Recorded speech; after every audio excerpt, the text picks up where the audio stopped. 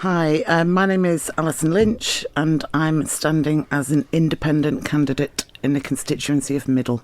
Now, Alison, let's talk a little bit about your background first of all. You've served on Moran Commissioners for, 9 years? Just over 9 years. Yeah. Currently the chair. You live in the constituency of Middle. Why have you decided to stand for Keys now?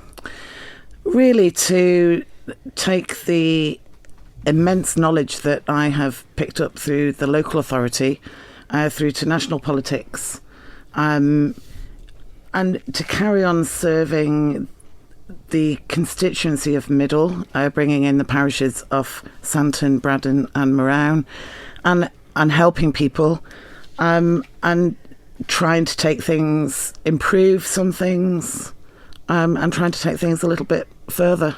OK, so the local authority elections as we speak are a couple of weeks away. You did have a manifesto ready to go for those. I think, am I right in saying Moran was uncontested? So what's the situation there? Have you stood down? No, I haven't.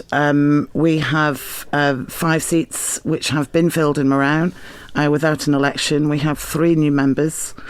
Our AGM is at our August board meeting when a new chairman will be elected.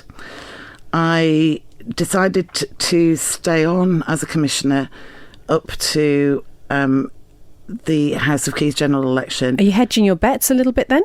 No, I don't want to be out of politics altogether. And if I'm unsuccessful in September, I retain my seat on the board of Moran Commissioners. And so I stay in local politics. OK, so some people might think that actually to give it your all for a Keys election, really the best thing to do would be to give up all your responsibilities, because presumably on a day-to-day basis you will have things to do, and actually completely focus on that. It does sound like you've got a feet in both camps almost. I wouldn't say I have feet in both camps. I am an extremely busy person, and people that know me know that I'm not shy at hard work. As well as a local authority chairman and doing things day to day for the local authority, I work full time. I'm normally at my desk by 6:30 every morning. So hard work doesn't frighten me. So if you were elected to Keys in September, what will happen with the day job then? My employers are being very supportive of me, and we are discussing options at the moment. They may call on me on an occasion to do maybe a little bit of work for them, but they've also promised me that there will always be a door open for me.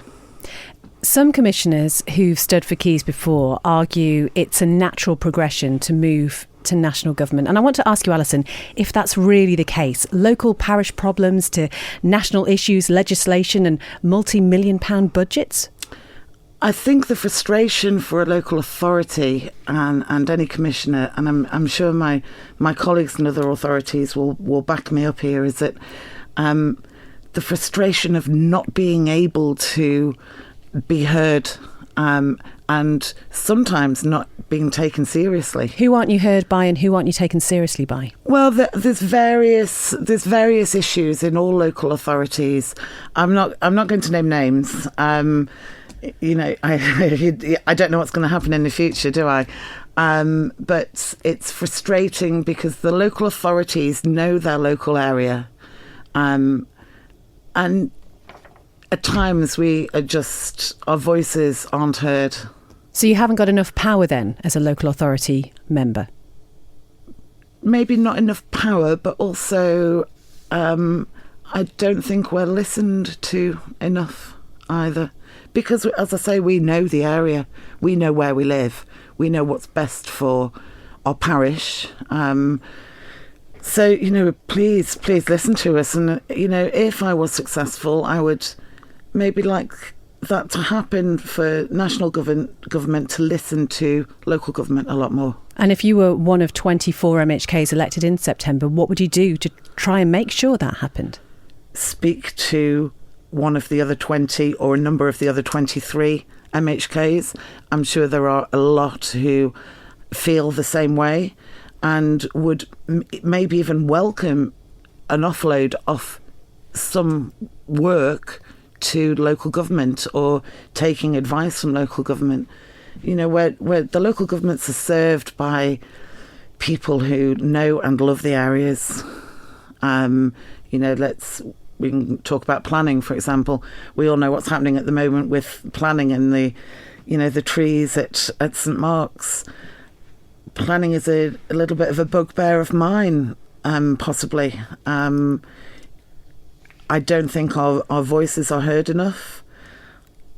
I don't lay the blame of what happened at St Mark's with any one person or any organisation in particular. I think it was, a combination of both. But I think some of the planning regulations and laws maybe need to change.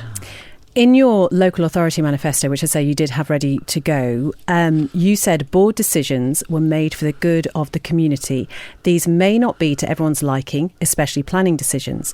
So, Alison, when have you contributed to a planning decision that you know wouldn't have made some people happy? I think we can probably talk about the new development in Crosby.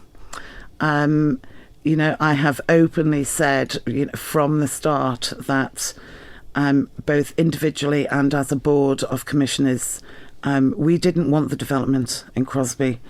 And I'm sure that a lot of people would rather have, green fields and sheep and cows grazing than houses built there. But they happened.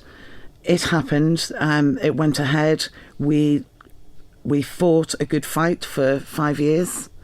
We delayed the building of the houses and the shop and the coffee shop for 5 years. I did say from day one that if we failed in our bid to overturn the planning and there was a shop, that I would use it. I live literally across the road from it. I don't look onto the estate. That's not why I objected to it, by the way. But I'd be crazy not to use a local shop rather than jump in my car and drive to Union Mills or drive to Peel. So, it happened. There's other planning applications that we've recommended that have been turned down for reasons that we can't really get our heads around, to be honest. There is that perception that planning is swayed in the favour of the developers in the Isle of Man. I mean, would you say that that's been happening under your watch? Probably, yes. I know Mr. Shimmons was very supportive of redevelopment of brownfield sites, which I myself as well. Let's get some of these derelict and empty buildings redeveloped. I'm so pleased to see what was the Athol Garage site on Peel Road being redeveloped now, rather than it looking like an empty, sad car showroom, which it did for years. And we need more of that redevelopment. I'm not saying it all has to happen in Douglas. There's empty houses and buildings in the countryside. The footprint is already there. Well, it's interesting, isn't it? I think if you went up to one of the higher roads in the Moran area and looked down, one of the things you would see is the amount of building going on in that area. And I wonder if there's a danger of the likes of Moran becoming just a dormitory town for Douglas. I hope not. And given the Eastern Area Plan that was put through Tynwald a couple of years ago, there is to be, at the moment, no further development in Moran as signed off by the planning inspector. The interesting thing, though, Alison, is you do say affordable housing is one of your election priorities. This housing then has to go somewhere, and perhaps have you spoken yet to the people of your hopeful constituency to see what their thoughts on it? Maybe they want houses in that area. They may well do. And, on the new development in Crosby, we do have first-time buyer houses. I think, was it 7 that were earmarked? Which is great. And well, it's not a great deal, is it? No, but it's what was required of the developer to do that. There are other developments happening in the constituency where they've managed to avoid building first-time buyer houses because of the way that they have bought the land. So, they have built maybe 8 or 10 houses and then bought the field next door, and under a brand new planning application for another 8 or 10 houses, instead of doing one planning application for 20 houses, when they would have had to have supplied a percentage of first-time buyer properties. Just finally on this issue then, if you are elected in September, is this the sort of thing we can expect you to tackle, and if so, how? Yes, to the first question, and how, I don't know. It's hopefully with the support of other MHKs.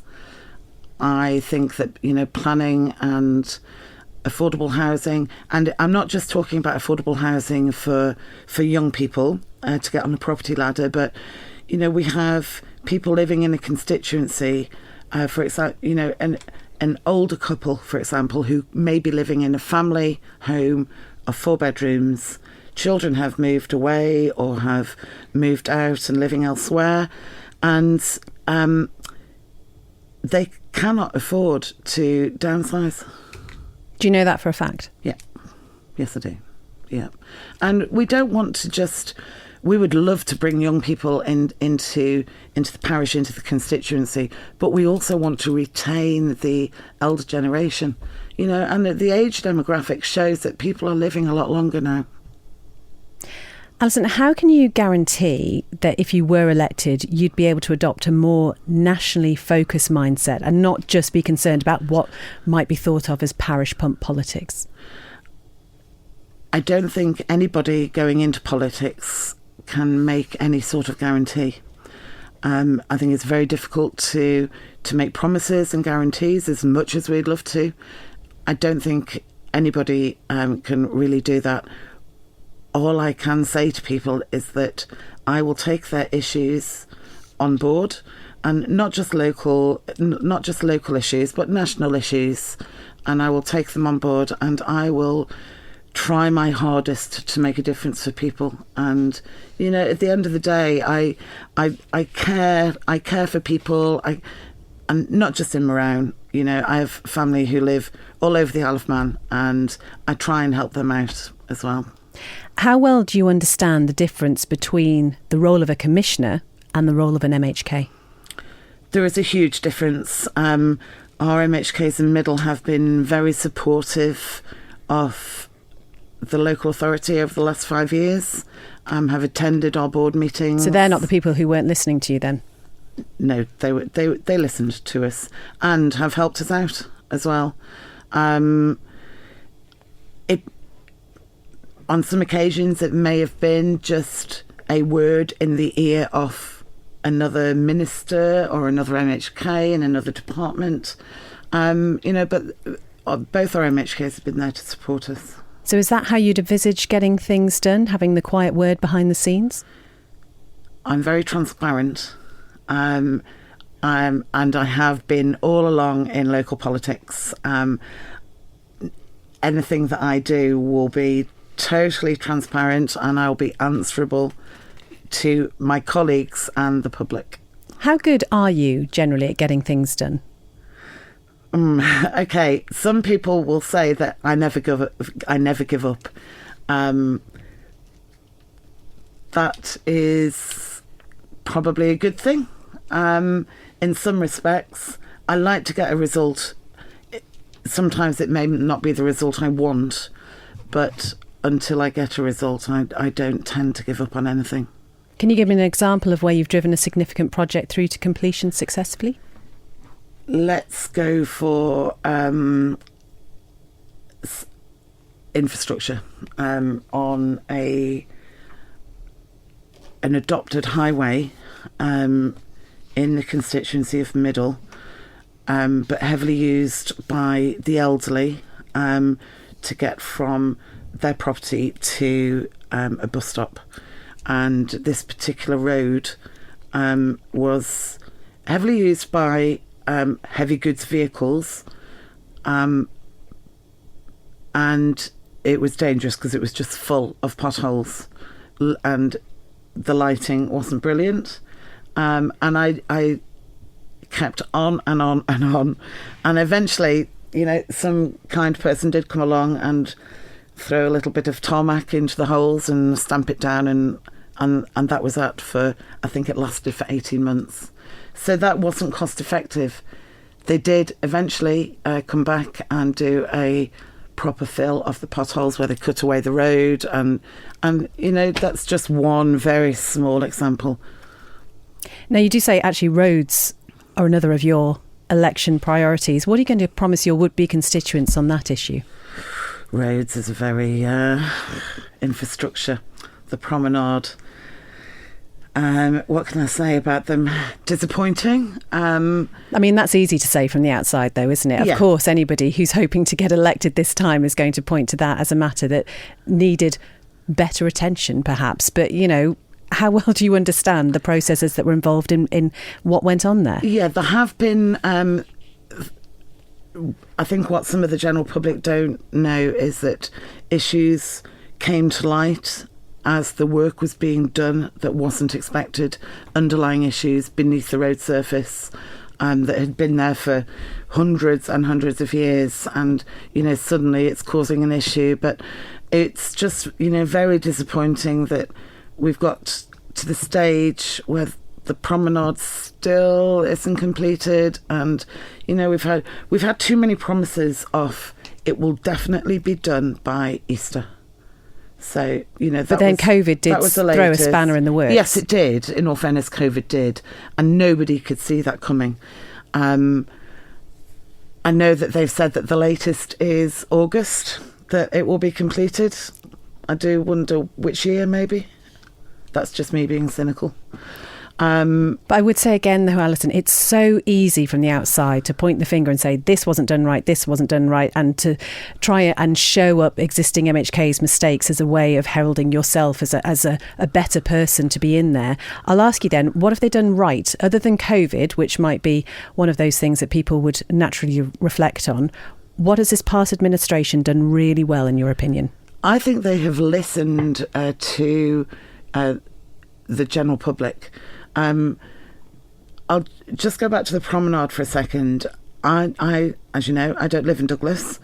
I don't tend to use the promenade very much, but on the occasions I have, they have always kept a two-way traffic. Maybe it's been a bit slower than flowing slower than anticipated, but they have kept the two-way traffic moving. I work literally just down the road from Manx Radio Studios, and one lunchtime I had to go up to Wonkin to drop something off, and literally door to door was 25 minutes, which I thought was fantastic. Okay. I actually fully expected to be away for longer than an hour. Well, I think national issues are much more than the prom. I just want to move you on to something else, because it's been said there needs to be more women in national politics. Indeed, speaking on Manx Radio a few years ago, you said a similar thing. I just want to ask you if you think gender is really an issue when it comes to elections. No, not at all. Not at all. I believe that I could do just as good a job as, the gentleman who may be sat next to me. And I would hope that he would think that I could do just as good a job as he could. You also said at the time when you were speaking on Manx Radio that women with aspirations of going into national politics could expect something of a rough ride. How prepared are you for that? I think things from when I made that statement, I don't know how long ago I said that, Beth, but when I did say that, we had few women in as MHKs and MLCs. Now we do have an awful lot more, and are being taken, I think the voices of the ladies, of the women, are being taken more seriously. Politicians still come under a lot of flack, though, both, in the media spotlight, the social media spotlight. Are you ready for that? You have to have broad shoulders. I have experienced it in local politics, and there's times on social media where I've seen statements made by people and I have wanted to respond to it because I know that they're wrong. But you have to turn away from it. Social media is not the place to get into an argument with somebody.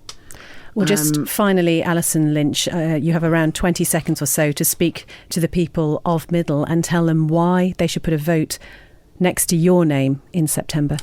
please vote for me. As I said, I'm standing as an independent candidate. I care for you and for your constituency and for the island as a whole. So, I will be round to knock on your doors very soon. Please vote for me on the 23rd of September. Alison Lynch, thank you. Thank you.